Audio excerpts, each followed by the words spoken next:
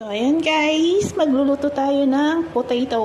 Gawin natin french fries at saka chicken nugget para sa ating breakfast, tanghalian, merienda, hapunan. Ayan, 4-in-1 na siya guys. Ayan, luto tayo guys.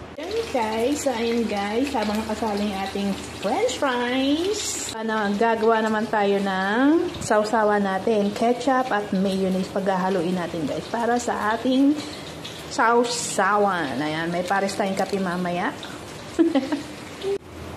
Ayan, pinaghalo natin yung ketchup at mayonnaise. So, ayan na guys, kakain na tayo guys, maran. Meron tayong kape, sausawan na tawag dito, ketchup at mayonnaise. Ayan, ating french fries. Kain tayo. So, ayan guys, kain tayo guys. Ang ating agahan, tanghalian, merienda at hapunan. Ngayon ay alas 5 na ng hapon guys. Kaya 4-in-1 tong ating kakainin guys. Ayan, ngayon lang sinipag magluto.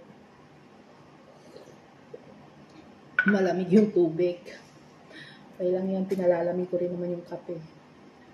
Ha?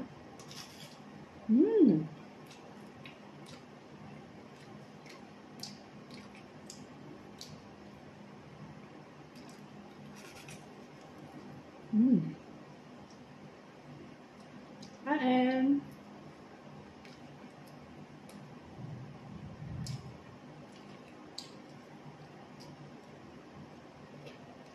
Ating french fries.